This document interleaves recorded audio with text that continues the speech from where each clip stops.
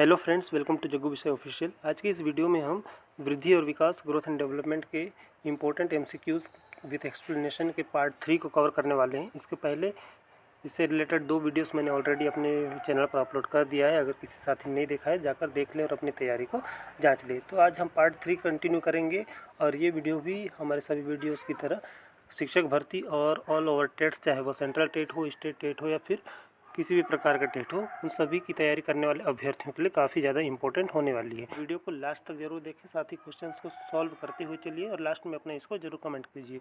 चलिए फिर शुरू करते हैं। देखिए, पहला प्रश्न है हमारा, निम्नलिखित में से विकास के संबंध में कौन सा कथन सही है? विकास की सभी अवस्थाएं समान महत्व रखती हैं। प्रारंभिक अनुभवों का बाद के विकास पर प्रभाव नहीं पड़ता। जीवन के प्रारंभिक वर्षों का विकास आगे के विकास की नींव रखता है। विकास केवल विद्यालय में प्रवेश के बाद शुरू होता है। अपना उत्तर जल्दी से कमेंट कीजिए। इसका सही आंसर हो जाएगा ऑप्शन नंबर सी, जीवन के प्रारंभिक वर्षों का विकास आगे के विकास की नींव रखता है। देखिए, बाल्यावस्था विशेषकर जीवन के प्रारंभिक वर्ष संज्ञानात्मक, भाषाई, सामाजिक एवं संवेगात्मक विकास की मजबूत नींव रखते हैं। आगे बढ़ेंगे प्रश्न नंबर 2 की ओर। प्रश्न नंबर 2 है हमारा, निम्नलिखित में से कौन सा उदाहरण संज्ञानात्मक विकास, कॉग्निटिव डेवलपमेंट को दर्शाता है? ऊंचाई में वृद्धि, नए शब्दों का उच्चारण, समस्या का समाधान करना, मित्रों के साथ खेलना। अपना उत्तर जल्दी से कमेंट कीजिए। इसका सही आंसर क्या हो जाएगा? ऑप्शन नंबर सी, समस्या का समाधान करना। देखिए, संज्ञानात्मक विकास का संबंध सोचने, तर्क करने, स्मृति, समस्या समाधान और निर्णय लेने की क्षमता से है।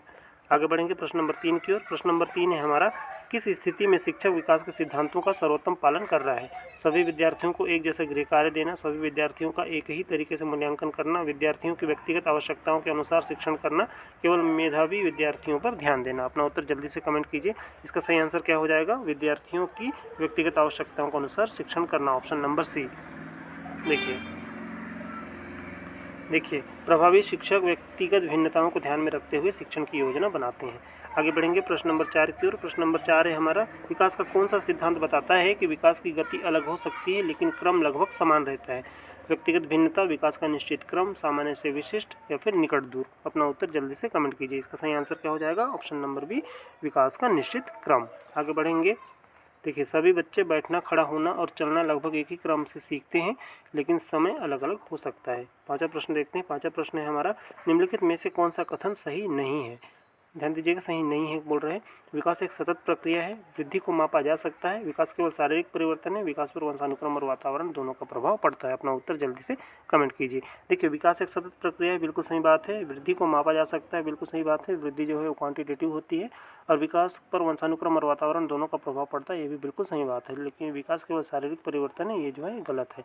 तो हमारा सही उत्तर हो जाएगा ऑप्शन नंबर सी, विकास केवल शारीरिक परिवर्तन है। विकास केवल शारीरिक परिवर्तन नहीं है, बल्कि मानसिक, सामाजिक, संवेगात्मक और भाषाई परिवर्तन भी इसमें शामिल है।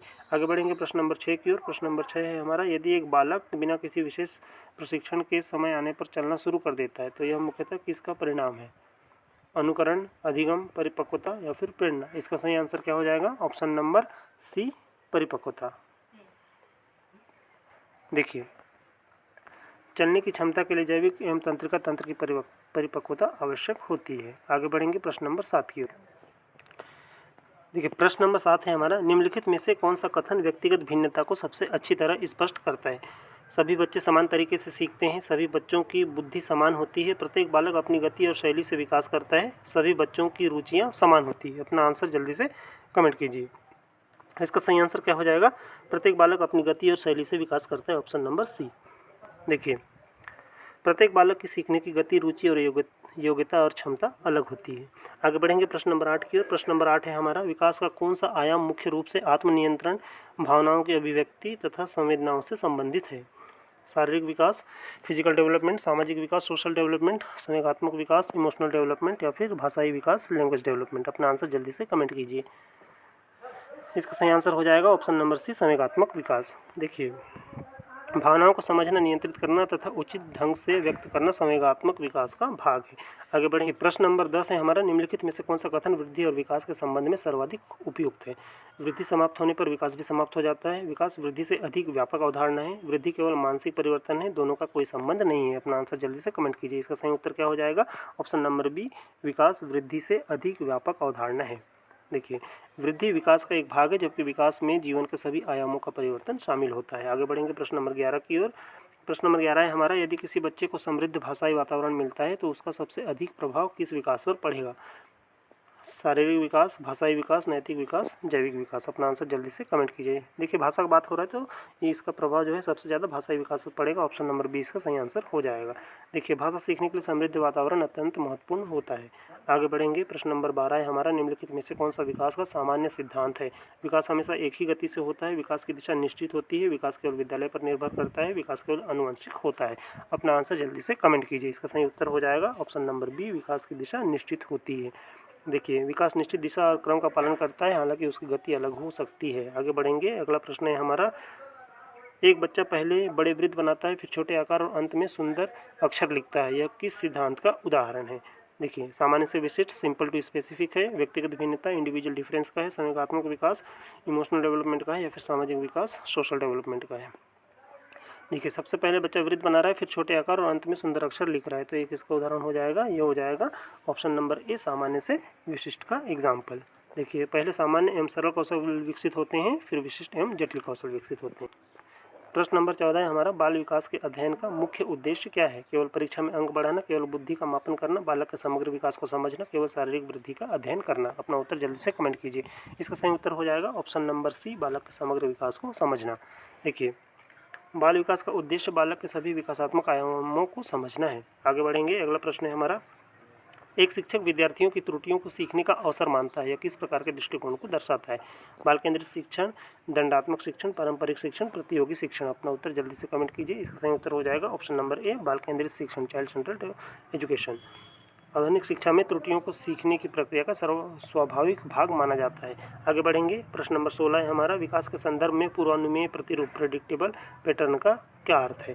सभी बच्चे एक ही आयु में हर कार्य सीखते हैं, विकास का क्रम सामान्यतः निश्चित होता है, विकास पूरी तरह संयोग पर निर्भर करता है, विकास को प्रभावित नहीं किया जा सकता। अपना उत्तर जल्दी से कमेंट कीजिए। इसका सही उत्तर हो जाएगा ऑप्शन नंबर बी, विकास का क्रम सामान्यतः निश्चित होता है। देखिए विकास का क्रम अनुमानित होता है, लेकिन समय और गति में व्यक्तिगत अंतर हो सकता है। आगे बढ़ेंगे। अगला प्रश्न है हमारा प्रश्न नंबर 17, बाल विकास के संदर्भ में सबसे उपयुक्त कथन कौन सा है? वातावरण का कोई प्रभाव नहीं पड़ता, वंशानुक्रम और वातावरण परस्पर क्रिया करते हैं, केवल जीन ही विकास का निर्धारण करते हैं, केवल परिवार ही विकास का निर्धारण करते हैं। देखिए इसका सही उत्तर क्या हो जाएगा, जल्दी से कमेंट कीजिए। सही उत्तर हो जाएगा ऑप्शन नंबर बी, वंशानुक्रम और वातावरण परस्पर क्रिया करते हैं। देखिए आधुनिक मनोविज्ञान विकास को वंशानुक्रम वातावरण की अंतःक्रिया का परिणाम मानता है। आगे बढ़ेंगे। अगला प्रश्न है हमारा, निम्नलिखित में से कौन सा उदाहरण सामाजिक विकास का है? वजन बढ़ना, पहेली हल करना, समूह में सहयोगपूर्वक कार्य करना, नए शब्द सीखना। अपना उत्तर जल्दी से कमेंट कीजिए। इसका सही उत्तर हो जाएगा ऑप्शन नंबर सी, समूह में सहयोगपूर्वक कार्य करना। सहयोग, सहभागिता और सामाजिक समायोजन सामाजिक विकास के प्रमुख संकेत हैं। प्रश्न नंबर 19 है हमारा, यदि किसी बालक का विकास उसकी आयु के अपेक्षित स्तर से धीमा है तो शिक्षक का पहला कदम क्या होना चाहिए? उसे कमजोर घोषित कर देना, उसकी तुलना अन्य बच्चों से करना, उसके विकासात्मक स्तर और आवश्यकताओं का आकलन करना, उसे कक्षा से बाहर बैठाना। अपना उत्तर जल्दी से कमेंट कीजिए। इसका सही उत्तर क्या हो जाएगा ऑप्शन नंबर सी, उसके विकासात्मक स्तर और आवश्यकताओं का आकलन करना। आगे बढ़ेंगे। अगला प्रश्न है हमारा, देखिए प्रभावी शिक्षक पहले बच्चों की वास्तविक आवश्यकता और विकास स्तर को समझता है, फिर उस उचित शिक्षण रणनीति अपनाता है। प्रश्न नंबर 20 देखेंगे। प्रश्न नंबर 20 है हमारा, विकास के सिद्धांतों का ज्ञान शिक्षक के लिए क्यों आवश्यक है? केवल परीक्षा लेने के लिए, केवल अनुशासन बनाए रखने के लिए, बच्चों की विकासात्मक आवश्यकताओं के अनुसार शिक्षण की योजना बनाने के लिए, केवल पाठ्यपुस्तक पूरी कराने के लिए? अपना उत्तर जल्दी से कमेंट कीजिए। इसका सही उत्तर हो जाएगा ऑप्शन नंबर सी, बच्चों की विकासात्मक आवश्यकताओं के अनुसार शिक्षण की योजना बनाने के लिए। देखिए विकास के सिद्धांतों की समझ शिक्षक को आयु, क्षमता, रुचि और व्यक्तिगत भिन्नताओं के अनुसार प्रभावी शिक्षण करने में सहायता करती है। आगे अगला प्रश्न है हमारा, निम्नलिखित में से विकास की कौन सी विशेषता सही है? विकास केवल शारीरिक परिवर्तन तक सीमित है, विकास की प्रत्येक अवस्था का अपना विशेष महत्व होता है, विकास जन्म के बाद प्रारंभ होता है, विकास सभी व्यक्तियों में समान गति से होता है। तो इसमें सही कथन कौन सा है? ऑप्शन नंबर बी, विकास की प्रत्येक अवस्था का अपना विशेष महत्व होता है। देखिए विकास की प्रत्येक अवस्था, शैशवावस्था, बाल्यावस्था, किशोरावस्था आदि की अपनी विशेष आवश्यकताएं और विशेषताएं होती हैं। आगे बढ़ेंगे। अगला प्रश्न है हमारा, यदि एक बच्चा अपनी आयु के अनुसार बोलने में देर कर रहा है तो शिक्षक का सबसे उपयुक्त कदम क्या होगा? उसे दंड देना, उसकी तुलना अन्य बच्चों से करना, उसके विकास स्तर का आकलन कर आवश्यक सहायता देना, उसे पढ़ाई से अलग कर देना। अपना उत्तर जल्दी से कमेंट कीजिए। इसका सही उत्तर हो जाएगा ऑप्शन नंबर सी, उसके विकास स्तर का आकलन कर आवश्यक सहायता देना। प्रत्येक बच्चे की विकास गति अलग होती है, शिक्षक को पहले कारण समझकर उचित सहयोग देना चाहिए।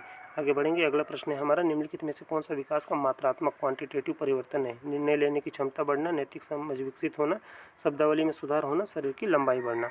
अपना उत्तर जल्दी से कमेंट कीजिए। देखिए, निर्णय लेने की क्षमता, नैतिक समझ विकसित होना और शब्दावली में सुधार, ये सब गुणात्मक परिवर्तन क्वालिटेटिव का एग्जाम्पल है, लेकिन शरीर की लंबाई बढ़ना जो है ये हमारा मात्रात्मक परिवर्तन का एग्जाम्पल है। तो इसका सही उत्तर हो जाएगा ऑप्शन नंबर डी, शरीर की लंबाई बढ़ना।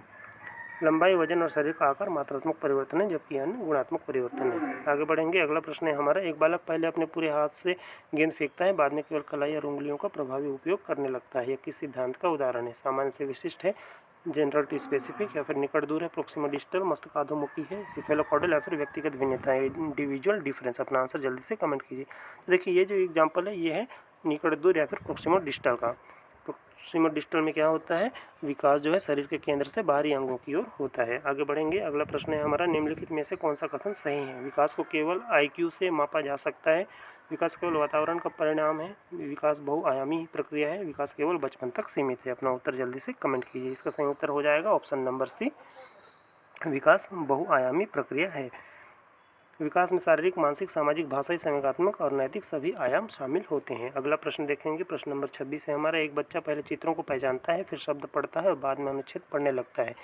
यह किस सिद्धांत को दर्शाता है? सामान्य से विशिष्ट, जनरल टू स्पेसिफिक है, निरंतरता कंटिन्यूटी का है, व्यक्तिगत भिन्नता इंडिविजुअल डिफरेंस का, या फिर संवेगात्मक विकास इमोशनल डेवलपमेंट का है। अपना उत्तर जल्दी से कमेंट कीजिए। इसका सही आंसर क्या हो जाएगा? ऑप्शन नंबर ए, सामान्य से विशिष्ट। सीखना सरल से जटिल तथा सामान्य से विशिष्ट की दिशा में आगे बढ़ता है। आगे देखेंगे, अगला प्रश्न है हमारा, निम्नलिखित में से कौन सा कथन सही नहीं है? ध्यान रखना है, सही नहीं है। विकास की गति में व्यक्तिगत अंतर होता है, विकास क्रमबद्ध होता है, विकास केवल वंशानुक्रम पर निर्भर करता है, विकास जीवन पर्यंत चलता है। तो देखिए, अपना उत्तर जो है जल्दी से कमेंट कीजिए। विकास की गति में व्यक्तिगत अंतर होता है, बिल्कुल सही बात है, होता है। विकास क्रमबद्ध होता है, ये भी बिल्कुल सही बात है। विकास जीवन पर्यंत चलता है, ये भी बिल्कुल सही बात है। लेकिन विकास केवल वंशानुक्रम पर निर्भर होता है, ये जो है ये गलत है। ठीक है, तो हमारा उत्तर क्या हो जाएगा? Option number C. आगे बढ़ेंगे, विकास वंशानुक्रम और वातावरण दोनों की संयुक्त क्रिया का परिणाम होता है। तो विकास केवल वंशानुक्रम पर निर्भर करता है, ये नहीं बोला जा सकता, उसमें वातावरण का भी बहुत बड़ा रोल होता है। देखिए, आगे बढ़ेंगे, प्रश्न नंबर 28 देखेंगे। प्रश्न नंबर 28 हमारा, यदि कोई शिक्षक बच्चों को उनकी रुचि और क्षमता के अनुसार गतिविधियां चुनने की स्वतंत्रता देता है तो वह किस सिद्धांत का पालन कर रहा है? व्यक्तिगत भिन्नता, दंड सिद्धांत, रटने की विधि, अनुशासन सिद्धांत। अपना उत्तर जल्दी से कमेंट कीजिए। इसका सही आंसर क्या हो जाएगा? ऑप्शन नंबर ए, व्यक्तिगत भिन्नता या फिर इंडिविजुअल डिफरेंस। प्रत्येक बच्चे की रुचि और क्षमता अलग होती है, इसलिए लचीला शिक्षण अधिक प्रभावी होता है।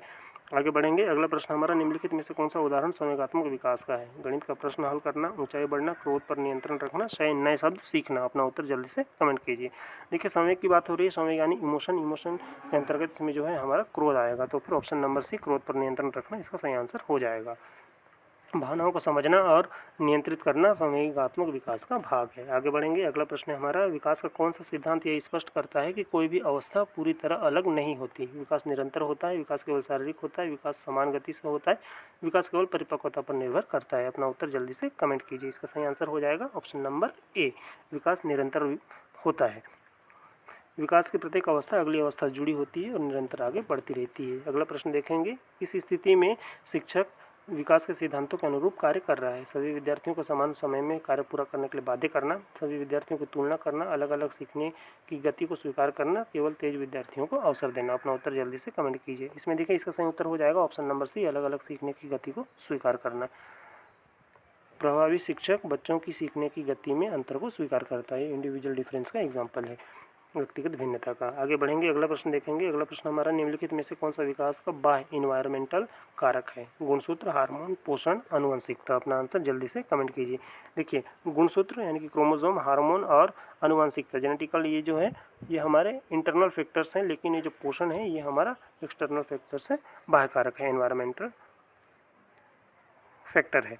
तो इसका सही उत्तर हो जाएगा ऑप्शन नंबर सी, पोषण। पोषण, परिवार, विद्यालय और सामाजिक वातावरण बाह्य कारक है। अगला प्रश्न देखते हैं, यदि किसी बच्चे को बचपन में पर्याप्त भाषा अनुभव नहीं मिलता तो इसका सबसे अधिक प्रभाव किस पर पड़ेगा? भाषाई विकास पर, लंबाई, वजन या फिर आंखों के रंग पर? अपना उत्तर जल्दी से कमेंट कीजिए। इसका सही उत्तर हो जाएगा ऑप्शन नंबर ए, भाषाई विकास पर, लैंग्वेज डेवलपमेंट पर इसका सबसे ज़्यादा प्रभाव पड़ेगा। भाषा विकास के लिए समृद्ध भाषाई वातावरण अत्यंत आवश्यक है। आगे बढ़ेंगे। अगला प्रश्न हमारा, विकास के सिद्धांतों के अनुसार शिक्षक को मूल्यांकन करते समय क्या ध्यान रखना चाहिए? केवल अंतिम परिणाम, केवल परीक्षा के अंक, विकास की प्रक्रिया और व्यक्तिगत प्रगति, केवल रटने की क्षमता? अपना उत्तर जल्दी से कमेंट कीजिए। इसका सही उत्तर क्या हो जाएगा? ऑप्शन नंबर सी, विकास की प्रक्रिया और व्यक्तिगत प्रगति।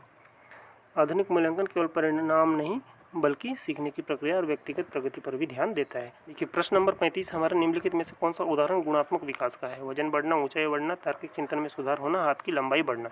इसका उत्तर जल्दी से कमेंट कीजिए। देखिए वजन बढ़ना, ऊंचाई बढ़ना और हाथ की लंबाई बढ़ना ये सब मात्रात्मक परिवर्तन, क्वांटिटेटिव डेवलपमेंट के एग्जाम्पल है, लेकिन तार्किक चिंतन में सुधार होना ये जो है गुणात्मक परिवर्तन, क्वालिटेटिव डेवलपमेंट का एग्जाम्पल है। तो इसका आंसर क्या हो जाएगा? ऑप्शन नंबर सी, तार्किक चिंतन में सुधार होना। आगे बढ़ेंगे। देखिए सोचने, समझने और तर्क करने की क्षमता में सुधार गुणात्मक विकास है। प्रश्न नंबर 36 है हमारा, बाल विकास के अध्ययन का सबसे महत्वपूर्ण लाभ क्या है? बच्चों की तुलना करना, सभी बच्चों को एक जैसा पढ़ाना, बच्चों की आवश्यकताओं को अनुरूप शिक्षण करना, केवल परीक्षा परिणाम बढ़ाना? अपना उत्तर जल्दी से कमेंट कीजिए। इसका सही उत्तर क्या हो जाएगा? ऑप्शन नंबर सी, बच्चों की आवश्यकताओं के अनुरूप शिक्षण करना। बाल विकास का ज्ञान शिक्षक को बालक केंद्रित शिक्षण अपनाने में सहायता करता है। अगला प्रश्न देखते हैं, यदि एक बच्चा अपनी गलती से सीखता है और अगली बार बेहतर प्रदर्शन करता है तो यह मुख्यतः किसका परिणाम है? अधिगम, केवल परिपक्वता, केवल वंशानुक्रम, केवल आयु? अपना उत्तर जल्दी से कमेंट कीजिए। इसका सही आंसर क्या हो जाएगा? ऑप्शन नंबर ए, अधिगम या फिर लर्निंग का। अब देखिए, अनुभव और अभ्यास के कारण व्यवहार में होने वाला अपेक्षाकृत स्थायी परिवर्तन अधिगम कहलाता है। आगे बढ़ेंगे। अगला प्रश्न हमारा, निम्नलिखित में से कौन सा कथन विकास के बारे में सही है? विकास एक बहुआयामी प्रक्रिया है, विकास केवल शारीरिक परिवर्तन है, विकास केवल जन्मजात कारकों से प्रभावित होता है, विकास को पूरी तरह मापा जा सकता है? अपना उत्तर जल्दी से कमेंट कीजिए। तो देखिए विकास केवल शारीरिक परिवर्तन है, ये तो गलत है। विकास शारीरिक, मानसिक, संवेगात्मक सभी तरह का परिवर्तन उसमें शामिल होता है। विकास केवल जन्मजात कारकों से प्रभावित होता है, ये भी गलत है। विकास सिर्फ आनुवांशिक न होकर वातावरणीय कारक भी उसमें होते हैं। और विकास को पूरी तरह से मापा जा सकता है, बिल्कुल गलत बात है, विकास को मापा नहीं जा सकता। तो इसका सही आंसर क्या हो जाएगा? ऑप्शन नंबर ए, विकास एक बहुआयामी प्रक्रिया है। देखिए विकास में शारीरिक, मानसिक, सामाजिक, भाषाई, संवेगात्मक, नैतिक सभी आयाम शामिल होते हैं। आगे बढ़ेंगे। अगला प्रश्न है हमारा, एक शिक्षक बच्चों को उनकी वर्तमान क्षमता से थोड़ा कठिन कार्य देता है और आवश्यकता पड़ने पर सहायता भी करता है, यह किस आधुनिक शैक्षिक दृष्टिकोण से सबसे अधिक मेल खाता है? रटने की विधि, बाल केंद्रित एवं सहयोगात्मक शिक्षण, दंड आधारित शिक्षण, केवल व्याख्यान विधि? अपना उत्तर जल्दी से कमेंट कीजिए। इसका सही आंसर क्या हो जाएगा? ऑप्शन नंबर बी, बाल केंद्रित एवं सहयोगात्मक शिक्षण, child central and collaborative learning. चलिए आगे बढ़ेंगे। शिक्षक द्वारा उचित सहयोग, इसके फोल्डिंग देकर बच्चों को नई क्षमता तक पहुंचाना बाल केंद्रित शिक्षण का प्रमुख भाग है। अगला प्रश्न है हमारा, निम्नलिखित में से कौन सा कथन वृद्धि एवं विकास के संबंध में सबसे अधिक उपयुक्त है? वृद्धि समाप्त होने के बाद विकास भी समाप्त हो जाता है, विकास केवल किशोरावस्था तक सीमित रहता है, विकास जीवन भर चलने वाली व्यापक प्रक्रिया है जिसमें वृद्धि भी शामिल है, वृद्धि और विकास में कोई अंतर नहीं है? अपना उत्तर जल्दी से कमेंट कीजिए। इसका सही उत्तर हो जाएगा ऑप्शन नंबर सी, विकास जीवन भर चलने वाली व्यापक प्रक्रिया है जिसमें वृद्धि भी शामिल है। वृद्धि विकास का एक भाग है, जबकि विकास जीवन भर चलने वाली व्यापक प्रक्रिया है जिसमें गुणात्मक एवं मात्रात्मक दोनों प्रकार के परिवर्तन शामिल होते हैं। अगला प्रश्न देखते हैं, एक शिक्षक सभी विद्यार्थियों से उनकी क्षमता के अनुसार अलग अलग अपेक्षाएं रखता है, यह किस सिद्धांत का अनुप्रयोग है? मस्तिष्क अधोमुखी सिद्धांत सेफेलोकॉर्डल का है, व्यक्तिगत भिन्नता का सिद्धांत इंडिविजुअल डिफरेंस का है, निकट दूर सिद्धांत प्रोक्सिमा डिस्टल का है, परिपक्वता सिद्धांत मैच्योरिटी का है? किस चीज़ का है ये? अपना उत्तर जल्दी से कमेंट कीजिए। इसका सही उत्तर हो जाएगा ऑप्शन नंबर बी, व्यक्तिगत भिन्नता का सिद्धांत या फिर इंडिविजुअल डिफरेंस का। प्रत्येक बालक की क्षमता, रुचि और सीखने की गति अलग होती है, इसलिए शिक्षण भी उसी अनुसार होना चाहिए। अगला प्रश्न देखते हैं, निम्नलिखित में से कौन सा उदाहरण विकास के गुणात्मक परिवर्तन को दर्शाता है? वजन बढ़ना, ऊंचाई बढ़ना, निर्णय लेने की क्षमता में सुधार होना, हाथ की लंबाई बढ़ना? ये क्वेश्चन रिपीट हो गया है, इसका सही आंसर हो जाएगा ऑप्शन नंबर सी, निर्णय लेने की क्षमता में सुधार होना। आगे बढ़ेंगे।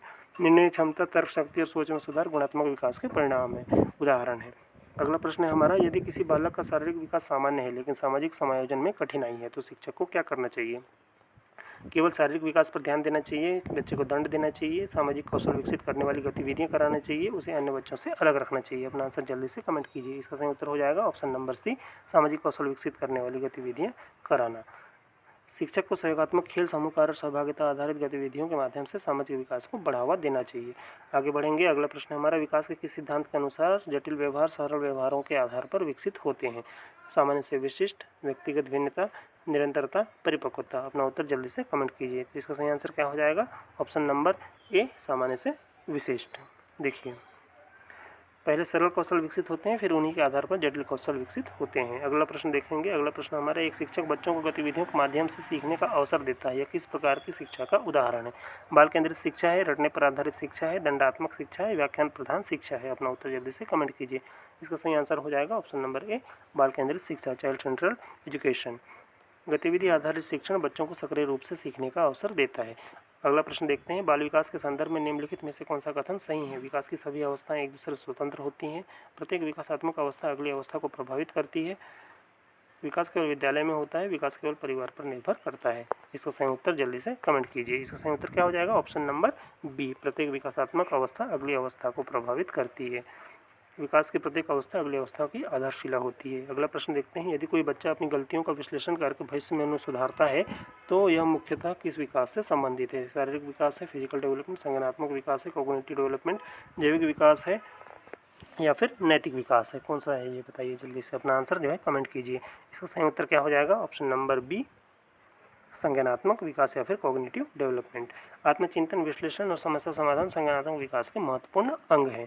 अगला प्रश्न देखते हैं। निम्नलिखित में से कौन सा कथन सही है? विकास का क्रम सामान्यतः निश्चित होता है। विकास पूरी तरह अनियमित होता है। विकास का कोई सिद्धांत नहीं है। सभी बच्चे एक ही आयु में सभी कौशल सीखते हैं। अपना उत्तर जल्दी से कमेंट कीजिए। इसका सही आंसर क्या हो जाएगा? ऑप्शन नंबर ए, विकास का क्रम सामान्यतः निश्चित होता है। देखिए, विकास का क्रम निश्चित होता है लेकिन उसकी गति और समय में व्यक्तिगत अंतर हो सकता है। अगला प्रश्न देखते हैं। किस स्थिति में शिक्षक विकास के सिद्धांतों का सबसे अच्छा पालन कर रहा है? सभी बच्चों को समान मानना, बच्चों की व्यक्तिगत प्रगति का रिकॉर्ड रखना, केवल परीक्षा परिणाम पर ध्यान देना, केवल तेज विद्यार्थियों को पढ़ाना? अपना उत्तर जल्दी से कमेंट कीजिए। इसका सही उत्तर हो जाएगा ऑप्शन नंबर बी, बच्चों की व्यक्तिगत प्रगति का रिकॉर्ड रखना। देखिए, सतत एवं व्यापक मूल्यांकन CCE और व्यक्तिगत प्रगति पर ध्यान देना विकास केंद्रित शिक्षण का महत्वपूर्ण भाग है। अगला प्रश्न देखते हैं। यदि एक बालक को सीखने के लिए प्रोत्साहन और सकारात्मक प्रतिक्रिया मिलती है तो इसका सबसे अधिक प्रभाव किस पर पड़ता है? अधिगम एवं समग्र विकास पर, केवल ऊंचाई पर, केवल वजन पर, केवल आनुवंशिकता पर? अपना आंसर जल्दी से कमेंट कीजिए। इसका सही उत्तर हो जाएगा ऑप्शन नंबर ए, अधिगम एवं समग्र विकास पर, होल डेवलपमेंट पर इसका असर जो है वो दिखेगा। सकारात्मक प्रोत्साहन सीखने की प्रेरणा बढ़ाता है और समग्र विकास में सहायक होता है। आगे देखेंगे। अगला प्रश्न है हमारा। निम्नलिखित में से कौन सा कथन वृद्धि और विकास के संबंध में सही है? वृद्धि रुकने के बाद भी विकास जारी रह सकता है। वृद्धि और विकास दोनों एक साथ समाप्त होते हैं। विकास केवल शारीरिक परिवर्तन है, वृद्धि को मापा नहीं जा सकता। इसका सही उत्तर जल्दी से कमेंट कीजिए। इसका आंसर क्या हो जाएगा? ऑप्शन नंबर ए, वृद्धि रुकने के बाद भी विकास जारी रह सकता है, क्योंकि विकास जीवन पर्यंत चलने वाली प्रक्रिया है। शारीरिक वृद्धि एक समय बाद रुक सकती है लेकिन अनुभव, ज्ञान और व्यक्तित्व का विकास जीवन भर चलता रहता है। अगला प्रश्न देखते हैं। एक शिक्षक विद्यार्थियों को प्रश्न पूछने, तर्क करने और अपने विचार व्यक्त करने के लिए प्रेरित करता है। इससे मुख्यतः किस विकास को बढ़ावा मिलता है? शारीरिक विकास, संज्ञानात्मक विकास, जैविक विकास, केवल सामाजिक विकास? अपना आंसर जल्दी से कमेंट कीजिए। इसका सही उत्तर क्या हो जाएगा? ऑप्शन नंबर बी, संज्ञानात्मक विकास या फिर कॉग्निटिव डेवलपमेंट। प्रश्न पूछना, तर्क करना और विचार व्यक्त करना उच्च स्तरीय संज्ञानात्मक प्रक्रियाएं हैं। अगला प्रश्न देखते हैं। निम्नलिखित में से कौन सा विकास का सर्वोत्तम संकेतक माना जाता है? केवल लंबाई, केवल वजन, केवल आयु, व्यवहार एवं क्षमताओं में सकारात्मक परिवर्तन? अपना उत्तर जल्दी से कमेंट कीजिए। इसका सही आंसर हो जाएगा ऑप्शन नंबर डी, व्यवहार एवं क्षमताओं में सकारात्मक परिवर्तन। वीडियो अगर अच्छी लग रही हो, यूजफुल लग रही हो तो लाइक शेयर जरूर करें। साथ ही चैनल पर नए हैं, चैनल को सब्सक्राइब जरूर कर लें और लास्ट में अपना स्कोर कमेंट जरूर करें। देखिए, विकास का आकलन केवल शारीरिक माप से नहीं बल्कि व्यवहार, कौशल और क्षमताओं में परिवर्तन से भी किया जाता है। अगला प्रश्न देखते हैं। बाल विकास के अध्ययन का सबसे बड़ा शैक्षिक महत्व क्या है? सभी बच्चों को समान तरीके से पढ़ाना, बच्चों की व्यक्तिगत आवश्यकताओं के अनुसार शिक्षण करना, केवल परीक्षा परिणाम सुधारना, केवल अनुशासन बनाए रखना? अपना उत्तर जल्दी से कमेंट कीजिए। इसका सही आंसर क्या हो जाएगा? ऑप्शन नंबर बी, बच्चों की व्यक्तिगत आवश्यकताओं के अनुसार शिक्षण करना। बाल विकास का ज्ञान शिक्षक को बाल केंद्रित एवं समावेशी शिक्षण अपनाने में सहायता करता है। अगला प्रश्न देखते हैं। निम्नलिखित में से कौन सा कथन सही नहीं है? विकास बहुआयामी है, विकास निरंतर चलता है, विकास केवल परिपक्वता का परिणाम है, विकास पर वातावरण का भी प्रभाव पड़ता है? अपना आंसर जल्दी से कमेंट कीजिए। देखिए, विकास बहुआयामी है, बिल्कुल सही है। विकास निरंतर चलता है, ये भी बिल्कुल सही है। विकास पर वातावरण का भी प्रभाव पड़ता है, ये भी बिल्कुल सही है। लेकिन विकास केवल परिपक्वता का परिणाम है, ये जो है ये गलत है। तो हमारा आंसर क्या हो जाएगा? Option number C. देखिए, विकास, परिपक्वता, अधिगम, वंशानुक्रम और वातावरण सभी के संयुक्त प्रभाव का परिणाम है। आगे बढ़ेंगे। अगला प्रश्न हमारा। यदि किसी बच्चे की सीखने की गति धीमी है तो शिक्षक को सबसे पहले क्या करना चाहिए? उससे कम बुद्धिमान घोषित कर देना चाहिए, उसकी तुलना अन्य बच्चों से करना चाहिए, उसकी सीखने की आवश्यकता और कठिनाइयों को समझना चाहिए, उसे अतिरिक्त दंड देना चाहिए। क्या करना चाहिए जल्दी बताइए, अपना आंसर कमेंट कीजिए। इसका सही आंसर क्या हो जाएगा? ऑप्शन नंबर सी, उसकी सीखने की आवश्यकता और कठिनाइयों को समझना। देखिए, शिक्षक को पहले बच्चे की आवश्यकता और कठिनाइयों का विश्लेषण करना चाहिए, फिर उचित सहायता देनी चाहिए। अगला प्रश्न देखेंगे, निम्नलिखित में से कौन सा कथन विकास के संबंध में सबसे उपयुक्त है? विकास केवल आनुवंशिकता से निर्धारित होता है, विकास केवल वातावरण से निर्धारित होता है, विकास वंशानुक्रम एवं वातावरण की अंतःक्रिया का परिणाम है, विकास केवल विद्यालय से प्रभावित होता है। जल्दी से अपना उत्तर कमेंट कीजिए। इसका सही आंसर क्या हो जाएगा? ऑप्शन नंबर सी, विकास वंशानुक्रम एवं वातावरण की अंतःक्रिया का परिणाम है। आगे बढ़ेंगे, आधुनिक मनोवैज्ञानिक विकास को नेचर वंशानुक्रम और नर्चर वातावरण दोनों की संयुक्त क्रिया का परिणाम मानते हैं। प्रश्न नंबर 58 है हमारा, एक प्रभावी शिक्षक के लिए बाल विकास का ज्ञान आवश्यक है क्योंकि इससे सभी बच्चों को एक जैसी शिक्षा दी जा सकती है, इससे केवल परीक्षा परिणाम बेहतर होते हैं, इससे प्रत्येक बच्चे की विकासात्मक आवश्यकताओं के अनुसार प्रभावी शिक्षण संभव होता है, इससे केवल अनुशासन बनाए रखने में सहायता मिलती है। अपना आंसर जल्दी से कमेंट कीजिए। इसका सही उत्तर क्या हो जाएगा? ऑप्शन नंबर सी, इससे प्रत्येक बच्चे की विकासात्मक आवश्यकताओं के अनुसार प्रभावी शिक्षण संभव होता है। बाल विकास की समझ शिक्षक को आयु, रुचि, क्षमता, सीखने की गति और व्यक्तिगत भिन्नताओं के अनुसार शिक्षण की योजना बनाने में सक्षम बनाती है। तो साथियों, इस वीडियो में मैंने वृद्धि और विकास, ग्रोथ एंड डेवलपमेंट के इंपॉर्टेंट एमसीक्यूज़ को विद एक्सप्लेनेशन कवर करने की कोशिश की है। उम्मीद करता हूँ कि ये वीडियो आप सबकी तैयारी के लिए काफ़ी हेल्पफुल रहा होगा और आपने अपनी तैयारियों को जांचा होगा। वीडियो अगर ये हेल्पफुल लगी हो, यूज़फुल लगी हो तो लाइक शेयर जरूर करें। साथ ही चैनल पर नए हैं, चैनल को सब्सक्राइब जरूर कर लें। इसमें अपना स्कोर जरूर कमेंट करें, आपने इन प्रश्नों में से कितने प्रश्न सही बनाए हैं। चलिए साथियों, फिर अपनी तैयारी करते रहिए। मिलते हैं नए वीडियो और एमसीक्यूज़ के साथ। तब तक के लिए अपना ख्याल रखें, सुरक्षित रहें।